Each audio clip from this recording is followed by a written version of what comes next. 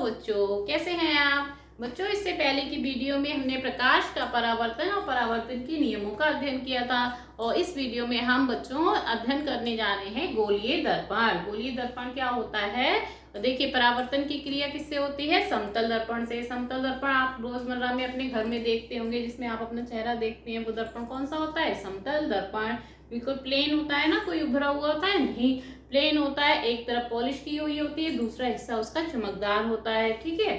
अब गोलीय दर्पण देखिए किस तरह के होते हैं। ये देखिए, अगर कोई हम गोला ले लें, ये देखिए इस तरह से कोई हम गोला ले लें और इसका ये इस आगे का हिस्सा इतना हम काट दें, तो ये क्या कहलाएगा? ये हिस्से पे अगर हम एक तरफ पॉलिश कर दें, दूसरा हिस्सा जो है चमकदार रखें, ये कांच का अगर गोला ले तो ये कहलाएगा गोलीय दर्पण। गोलीय दर्पण जो है दो तरह के होते हैं, उत्तल दर्पण और अवतल दर्पण। ये देखिए, ये है, ये देखिए इस तरह से ये गोला है एक बड़ा सा, उसका एक हिस्सा काट लिया है, एक तरफ इधर पॉलिश कर दी है, दूसरा हिस्सा क्या है? इसका चमकदार है, जिससे परावर्तन की क्रिया होगी। ठीक है। तो ये दो तरह के होते हैं गोलीय दर्पण, उत्तल दर्पण और अवतल दर्पण। उत्तल दर्पण में जो है परावर्तन की क्रिया जो है वो उभरे हुए तल से होती है और अवतल दर्पण में परावर्तन की क्रिया जो है दबे हुए तल से होती है। ठीक, अगर दबा हुआ तल जो है वो चिकना है और दूसरी तरफ पॉलिश की है तो ये कहलाएगा अवतल दर्पण। और अगर उभरे हुआ तल है, ये परावर्तक का कार्य कर रहा है और दूसरी तरफ पॉलिश की है तो ये कहलाएगा उत्तल दर्पण। इस तरह से गोलीय दर्पण दो तरह के होते हैं, उत्तल दर्पण और अवतल दर्पण। देखिए, अगर हमें इसको डायग्राम में बनाना होता है तो ये देखिए, अगर ये जो दबा हुआ हिस्सा है इस पर हमने पॉलिश कर दी और इसका जो उभरा हुआ हिस्सा है वो परावर्तक का काम करेगा, तो ये कहलाएगा उत्तल दर्पण। क्या कहलाएगा? उत्तल दर्पण। और अगर ये इस तरह से है, इसका जो उभरा हिस्सा है उस पर हमने पॉलिश कर दी और इसका जो दबा हुआ हिस्सा है वो परावर्तक का कार्य कर रहा है, तो ये क्या कहलाएगा? अवतल दर्पण। क्या कहलाएगा? अवतल दर्पण। तो इस तरह से गोलीय दर्पण दो तरह के होते हैं, उत्तल दर्पण और अवतल दर्पण। ठीक है। तो ये कैसे बनाए जाते हैं? ये किसी गोले को काट के जो है उससे बनाए जाते हैं, है ना। अब ये जैसे देखिए, इसको हम इस तरह से अगर बड़ा करें तो ये क्या बनेगा? एक गोला बन जाएगा ना। इस तरह से इसको हम बड़ा करते जाएं तो ये एक गोला बनेगा, उसमें से इतना हिस्सा जो है ये हमने काट के अलग कर लिया है। ठीक, तो ये क्या बन गया? गोलीय दर्पण बन गया। ठीक है। और जो है इधर का इसका जो बीच का ये केंद्र होगा, इस गोले का क्या होगा? जो केंद्र होगा, इसका जो केंद्र होगा इस गोले का, उसको हम क्या कहेंगे? वक्रता केंद्र। ये क्या कहलाएगा? वक्रता केंद्र। ठीक है। इसको क्या कहेंगे? वक्रता केंद्र। और इस गोले की जो त्रिज्या होगी उसको हम कहेंगे वक्रता त्रिज्या। ये देखिए, इस तरह से हम इसकी जो ये है त्रिज्या गोले की, इसको हम क्या कहेंगे? वक्रता त्रिज्या। क्या कहेंगे? वक्रता त्रिज्या। ठीक है। तो ये वक्रता केंद्र, सेंटर ऑफ कर्वेचर, ये क्या है? वक्रता केंद्र, सेंटर ऑफ कर्वेचर, ये रेडियस ऑफ कर्वेचर। ठीक है। और ये देखिए, इसमें से इतना हिस्सा हमने ये काट के अलग किया है, तो इसका जो मध्य बिंदु है इसको हम नाम दे P। इसको हम कहते हैं ध्रुव। क्या कहते हैं? ध्रुव। और ध्रुव को इस सेंटर से मिलाने वाली रेखा, ये रेखा क्या कहलाती है? मुख्य अक्ष या प्रिंसिपल एक्सिस। क्या कहलाती है? मुख्य अक्ष। ये ध्रुव को क्या कहते हैं? पोल, इसलिए हमने इसे P से लिखा है। ठीक है। तो ध्रुव और वक्रता केंद्र को मिलाने वाली रेखा को हम क्या कहते हैं? मुख्य अक्ष, प्रिंसिपल एक्सिस। ठीक है। और देखिए, ये जो हिस्सा है, इतना जो दर्पण का हमने काटा है, ये पूरा इसका कहलाता है द्वारक। क्या कहलाता है? द्वारक। जहां से प्रकाश प्रवेश करता है इसको क्या कहते हैं? हम द्वारक। ठीक, तो ये गोलीय दर्पण की कुछ मुख्य डेफिनेशंस हैं, इनको अच्छे से समझ लीजिए कि ये जो दर्पण है जिस गोले से काट के बनाया गया है, इस गोले का जो सेंटर होता है, उसका जो केंद्र होता है, उसको हम कहते हैं दर्पण का वक्रता केंद्र। क्या कहते हैं? दर्पण का वक्रता केंद्र, सेंटर ऑफ कर्वेचर, ठीक है। और ये जो वक्रता केंद्र और ये जो दर्पण है इसके मध्य बिंदु को ध्रुव कहते हैं, ठीक है। इतना हिस्सा हमने काट लिया, इसका जो बीच का हिस्सा, बीच का पॉइंट है उसको हम कहते हैं ध्रुव। और वक्रता केंद्र और ध्रुव से होके एक रेखा गुजरती उसे कहते हैं मुख्य अक्ष या प्रिंसिपल एक्सिस। और ये जो गोला है, इस गोले की जो त्रिज्या है उसको हम कहेंगे वक्रता त्रिज्या, ठीक। तो जो गोला है जिससे काटक के बनाया गया है दर्पण, उसका केंद्र वक्रता केंद्र, उस गोले की जो त्रिज्या है वक्रता त्रिज्या, और जितना हिस्सा काटा है उसका जो मध्य बिंदु है वो ध्रुव, और ध्रुव को वक्रता केंद्र से मिलाने वाली रेखा को क्या कहेंगे हम, प्रिंसिपल एक्सिस या मुख्य अक्ष कहेंगे, ठीक। ये डेफिनेशंस क्लियर हो गए। और ये जो दर्पण इतना हिस्सा ही काटा है जहां से प्रकाश प्रवेश करेगा इसको कहेंगे द्वारक, क्या कहेंगे इसको, द्वारक या अपर्चर ऑफ मिरर, ठीक। क्लियर हुआ। डायग्राम बना लीजिए, उसको हम इरेज करते हैं, फिर हम आपको बताते हैं फोकस क्या होता है, फोकस दूरी क्या होती है।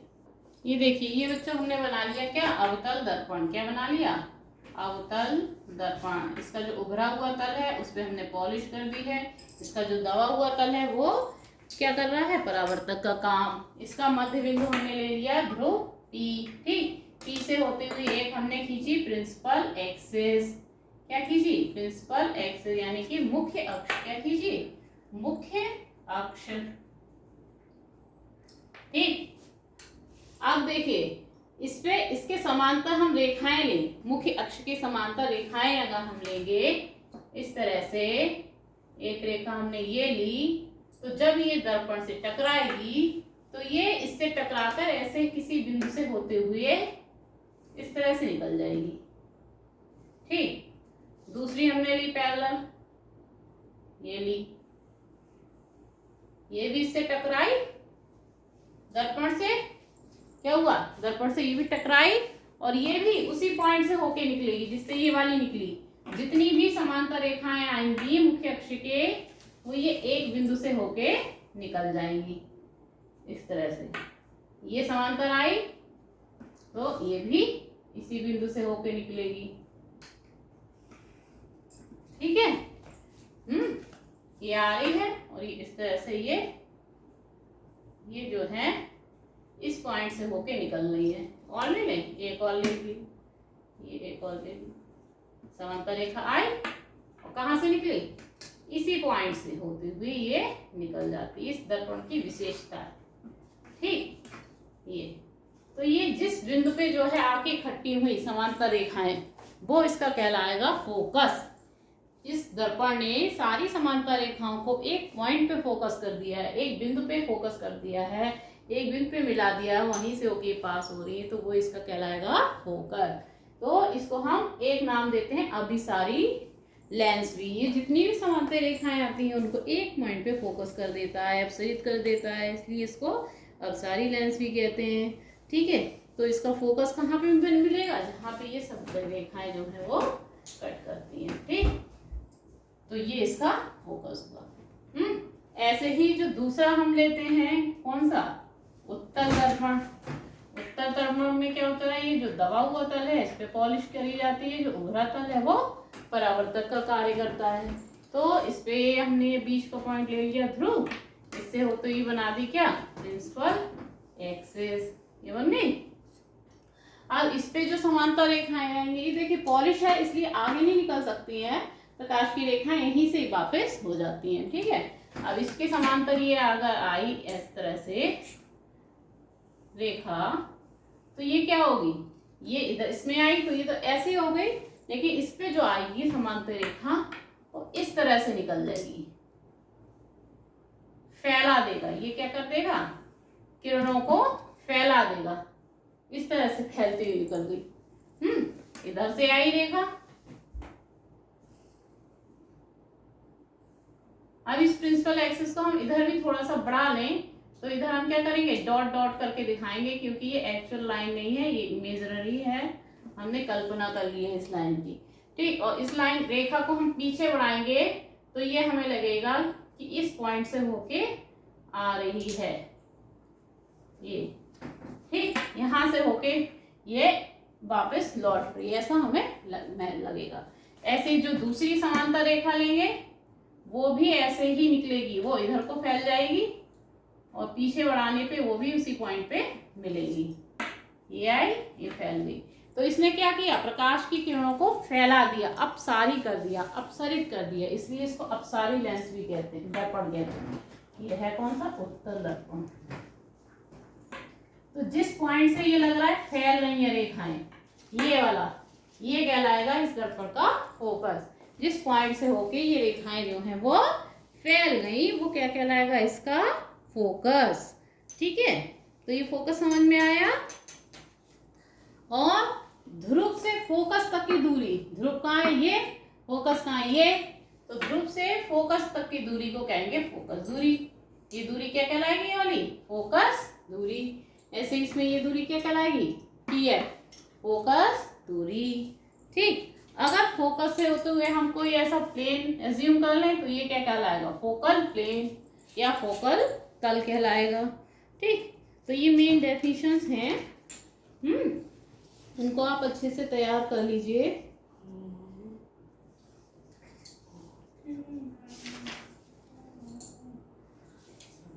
उत्तल दर्पण क्या करता है, सारी किरणों को एक पॉइंट पे फोकस कर देता है, उत्तल दर्पण किरणों को फैला देता है। ठीक है, तो ये फोकस, फोकस दूरी, ध्रुव, वक्रता केंद्र, वक्रता त्रिज्या, है ना, सारी इंपॉर्टेंट डेफिनेशंस हैं, इनको अच्छे से तैयार करिए। फिर इससे हम कोई भी वस्तु रखेंगे उनके दर्पण के सामने और उसका प्रतिबिंब बनाना सीखेंगे नेक्स्ट वीडियो में। Okay, clear, thank you.